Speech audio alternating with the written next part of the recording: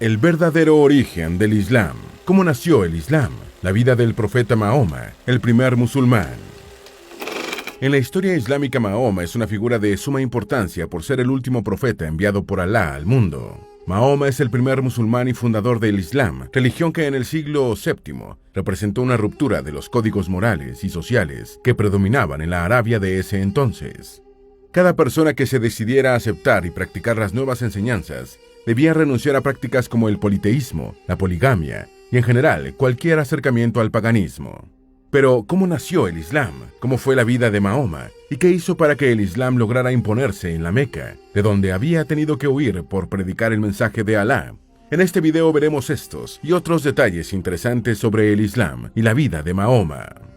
Antes de meternos a fondo, no te olvides de suscribirte a nuestro canal y activar las notificaciones para mantenerte al día con nuestras actualizaciones.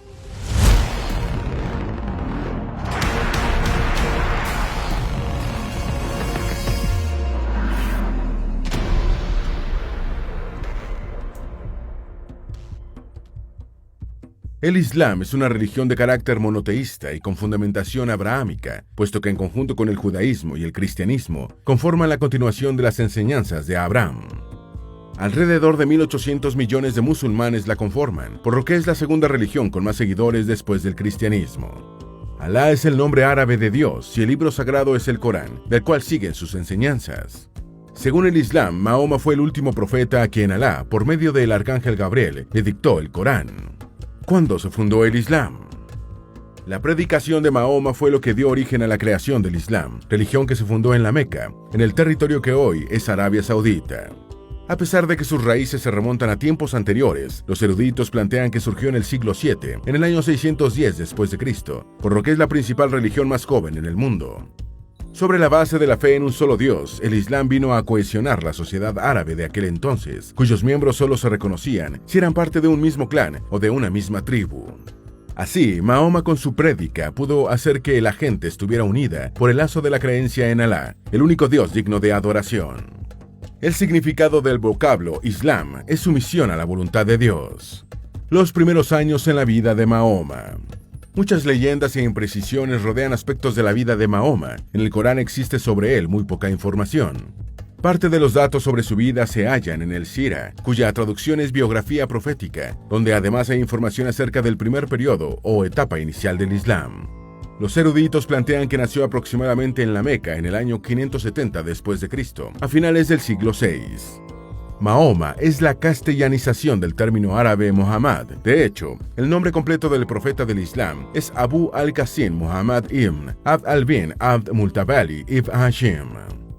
Mahoma significa el alabado, por lo que es un equivalente a Ahmad, apelativo usado en textos árabes antes de Mahoma. Este trascendental hombre del Islam era analfabeto, una condición que demostraría el milagro de Alá en las revelaciones que luego se registrarían en el Corán.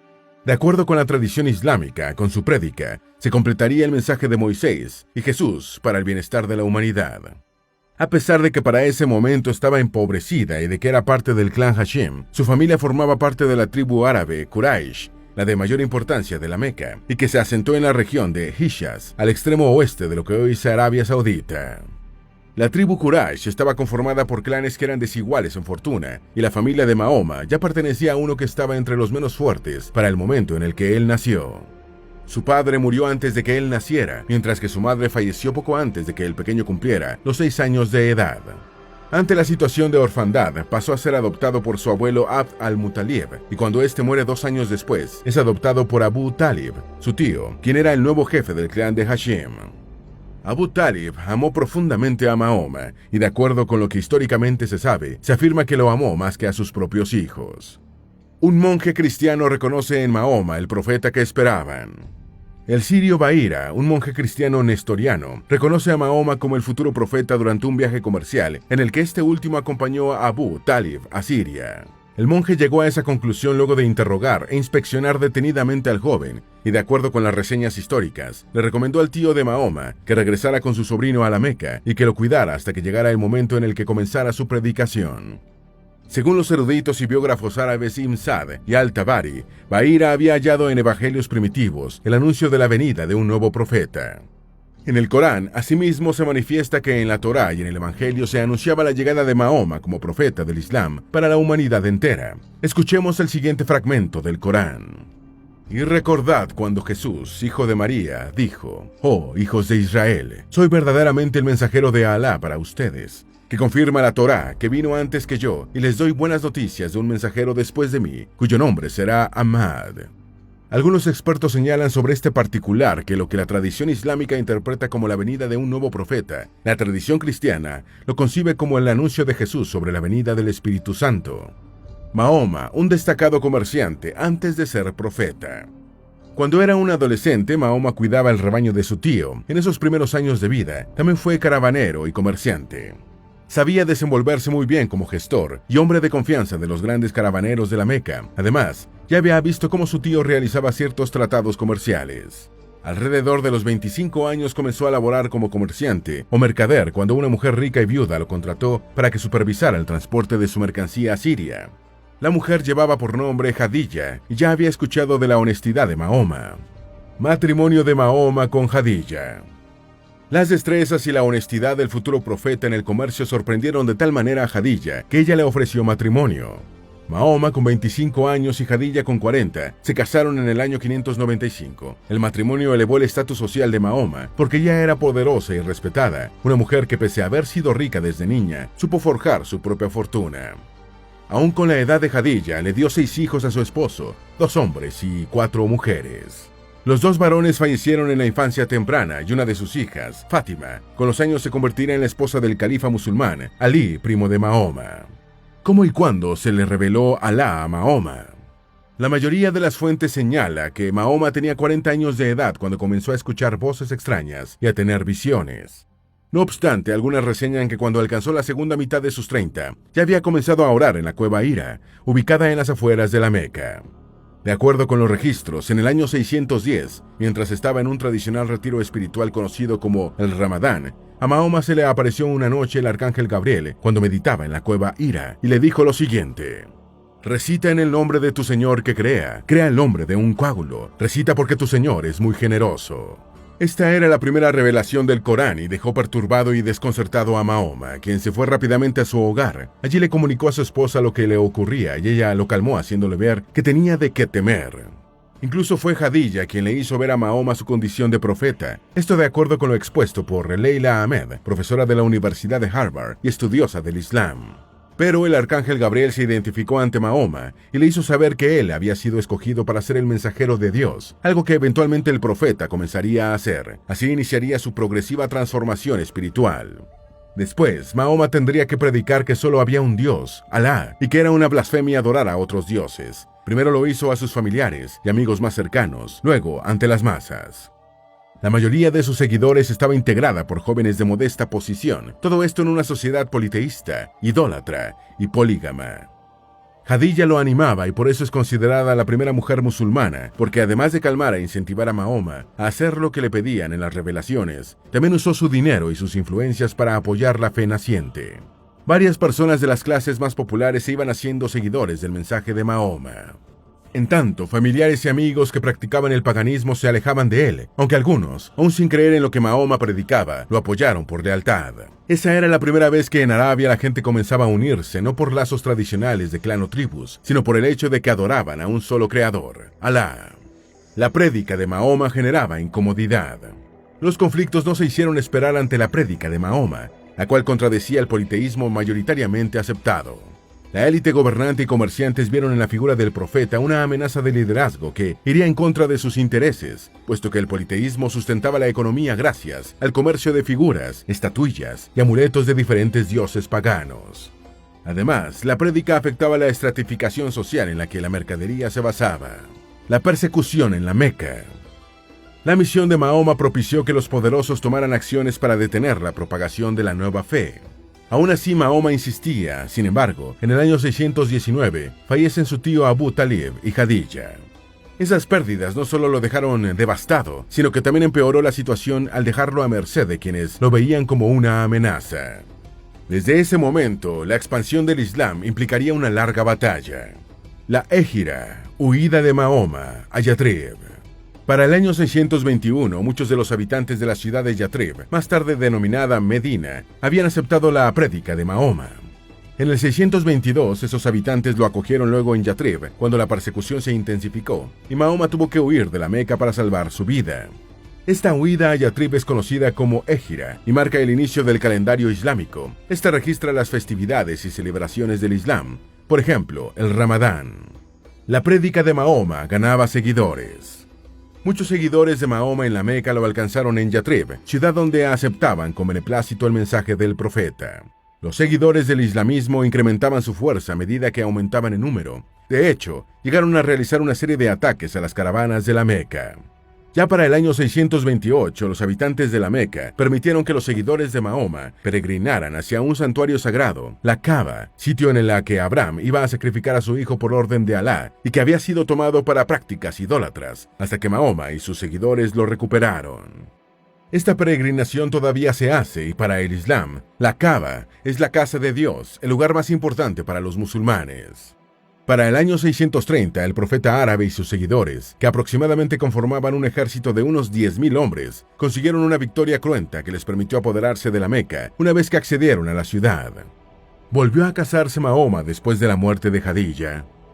Legalmente Mahoma llegó a tener un total de 11 esposas, más 2 concubinas. Hay fuentes que aseguran que nunca hubo alguna que se igualara a Jadilla, y se basan en que mientras estuvo viva, se mantuvo como la única esposa del profeta del Islam. Muerte de Mahoma y sucesión del profeta. Mahoma falleció el 8 de junio del 632, a la edad de 62 años, después de contraer una enfermedad que lo acabó en poco tiempo. El que no dejara un hijo varón generó toda una disputa de sucesión. La comunidad musulmana designó a Abu Bakr, suegro de Mahoma, como el primer califa, lo que ocasionó un cisma en el Islam. Aún así, la nueva religión comenzó a expandirse con rapidez y el califato se convirtió en el sistema líder. Durante el liderazgo de los primeros 4 califas, los musulmanes lograron conquistar y extenderse por todo Medio Oriente, incluso por naciones como Siria, Irak, Irán y Palestina, también por áreas de Europa, Asia y África. En el transcurso de varios siglos persistió el sistema de califato, hasta que con el tiempo se convirtió en el Imperio Otomano, que concluyó con la Primera Guerra Mundial. Sectas del Islam, sunitas y chiitas. La disputa por la sucesión de Mahoma dio origen a que surgieran 2 grandes sectas, sunitas y chiitas. Esto debido a que los sucesores de Mahoma tenían que ser familiares directos de ellos, pero los 2 primeros fueron suegros de Mahoma, mientras que el tercero fue su yerno. De manera que algunos grupos solo reconocen a Ali ibn Abi Talib como el primer califa por ser primo de Mahoma. La primera, los sunitas, aceptan como sucesores a los 4 primeros califas y cuentan con aproximadamente el 90% de los musulmanes en todo el mundo. La segunda secta considera como el primer sucesor de Mahoma al califa Ali, por lo que no reconocen a los primeros 3. Los chiitas tienen presencia en Siria, Irán e Irak. Hay que enfatizar que dentro de estas 2 sectas musulmanas existen otros subgrupos: Wahhabi, Aluita, Nación del Islam y Carijites. La secta Wahhabi se creó en el siglo XVIII y la conforman miembros de la tribu Tamim en Arabia Saudita. Es una secta sunita que se caracteriza por interpretar estrictamente las enseñanzas de Mahoma. La secta alawita pertenece al grupo de los chiitas y prevalece en Siria, pese a tener creencias muy parecidas sobre el califa Ali. También prestan cierta atención a algunas festividades cristianas y zoroastrianas. La tercera secta lleva por nombre Nación del Islam y pertenece a los sunitas. Se creó en Detroit, Michigan, en la década de 1930 y mayoritariamente está compuesta por afroamericanos. La última secta, la Carijites, se inició siendo parte de los chiitas hasta que se separó de la secta por desacuerdo sobre la manera en la que se escogerían los líderes. Los pilares del Islam. El Islam descansa sobre 5 pilares fundamentales a los que cada musulmán debe adherirse. El Shahada, o testimonio, es el primer pilar que consiste en reconocer a Dios como el único ser supremo absoluto. También consiste en reconocer a Mahoma como profeta. El segundo pilar es el Salat, en el que la oración diaria es fundamental y debe hacerse 5 veces al día. El tercero es el Zakat, que son las limosnas o tributos que se pagan con la intención de ayudar a otros. El cuarto pilar es el Ihsan, que es el ayuno que se realiza durante la realización del Ramadán. El Hajj es el quinto y último pilar y está referido a la peregrinación que al menos una vez en la vida cada musulmán debe hacer a la Kaaba. ¿Quiénes profesan esta religión? A quienes profesan esta religión se les denomina musulmanes. Son monoteístas y, de acuerdo con lo que afirman, viven para someterse a la voluntad de Alá, tal y como lo señala el significado de la palabra Islam. Para el islamismo, todo lo que sucede es por voluntad de Alá. No obstante, da cabida al libre albedrío de cada persona. Para los musulmanes, varios profetas fueron enviados por Alá, pero Mahoma fue el último de ellos, a quien se le reveló la enseñanza del Islam por medio del arcángel Gabriel. El islamismo respeta a varios de los mismos profetas del judaísmo y del cristianismo, entre ellos Abraham, Moisés y Noé. En esencia, los musulmanes creen en el mismo Dios de los cristianos, un ser omnipresente al que rinden adoración en lugares conocidos como mezquitas. Por tanto, creen en el día del juicio y en la vida después de la muerte. A Jesús lo consideran un profeta y a María también la respetan por siempre reconocer la voluntad de Dios y por ser la madre de un profeta tan bueno. De hecho, en el Corán se hacen varias referencias a María y la Sura 19 está dedicada a ella. Pero ellos son solo mortales que cumplieron la voluntad de Alá, por tanto, no los alaban ni veneran. Dentro del islamismo hay una idea central que se designa con el vocablo jihad, cuyo significado es lucha. El término es empleado en la cultura dominante con un enfoque negativo. Sin embargo, los musulmanes tienen la creencia de que se usa como referencia a los esfuerzos internos y externos para defender su fe. En otras palabras, yihad es la lucha, en ocasiones difícil, por la causa del Islam, y en caso de que se requiera de una guerra justa desde la perspectiva musulmana, se puede incluir la yihad militar. Según algunas fuentes, el propósito de Mahoma nunca fue crear una nueva religión, sino regresar a los principios que Alá había establecido para el bien de la humanidad y que la sociedad había desvirtuado u olvidado. ¿Qué es el Corán? Se trata del principal texto sagrado del Islam que registra las revelaciones recibidas por Mahoma desde el año 610 hasta el año 632 después de Cristo. La información que se maneja es que tras la muerte de Mahoma y durante el califato de Uthman ibn Affan, los seguidores del profeta comenzaron a reunir todas las revelaciones que habían sido escritas en piedras, omóplatos de camello, pergaminos y hojas de palmeras mientras fueron pronunciadas por Mahoma. Se cree que las revelaciones escritas en pergamino pudieron datar de antes de cumplirse 2 décadas de la muerte de Mahoma. Y es probable que la versión actual haya tenido muy pocos cambios en comparación con lo escrito en los pergaminos originales. Solo alrededor del año 650 fue recopilado por completo en forma de libro. El Corán está dividido en 114 suras, que sería el equivalente a capítulos en la Biblia. A su vez está compuesto por 6.236 aleyas, es decir, versículos. La primera sura del libro es Al-Fatiha, mientras que la última es Al-Nas. El Islam reconoce que la Biblia es un libro de carácter sagrado. De hecho, hay algunos materiales en la Biblia judeo-cristiana que son venerados en el islamismo. Sin embargo, el islamismo ha argumentado que la forma original en la que fue escrita cambió porque varias enseñanzas de Alá fueron alteradas con el tiempo. El Corán, en cambio, y según la percepción islámica, ha permanecido preservado de cualquier distorsión en sus enseñanzas. De manera que el Corán, junto con las predicaciones de los profetas, le permiten a la humanidad discernir entre el bien y el mal, y en consecuencia, hacerse responsable de sus acciones el día del juicio final. Aparte del Corán, hay otros libros que son importantes para los musulmanes, por ejemplo, el Hadith. La sequía durante el siglo VI y el crecimiento del Islam. A comienzos del siglo VI, el sur de Arabia se vio envuelto en un caos por una hambruna que azotó a la población como consecuencia de las bajas precipitaciones y la sequía, y que terminó afectando a todo el país.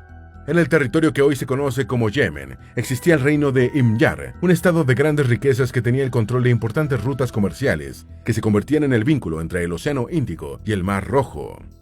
No obstante, este reino comenzaría a sucumbir ante una gran sequía que a partir del año 520 afectó severamente la agricultura, actividad que era el sustento de los habitantes de la región.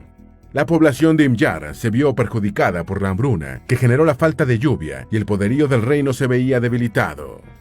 La desestabilización que vivía el reino de Himyar afectó a toda Arabia. El país se segmentó en tribus y reinos que luchaban entre sí por la supervivencia. A los disturbios internos hay que sumar las guerras que mantenía con los imperios bizantino y sasánida, y la situación empeoró cuando los etíopes del reino de Aksum terminaron invadiendo y sometiendo al reino de Himyar. Ese ambiente de miseria y conflictos permitiría a Mahoma la conquista de Arabia en nombre de Alá. La nueva religión se convirtió en la esperanza de una sociedad eclipsada por las precarias condiciones políticas, económicas y sociales. La fe se ofrecía como la oportunidad para unir lo que aquel caos había separado y enfrentado. Mahoma ofrecía en la unidad la conquista de tierras fértiles fuera de Arabia. Por eso la precaria situación y el anhelo de una esperanza fueron factores decisivos, no solo para que el Islam se expandiera, sino también para los levantamientos ocurridos en la sociedad árabe. Así el Islam logró diseminarse con éxito y llevarle la ventaja al cristianismo y al paganismo.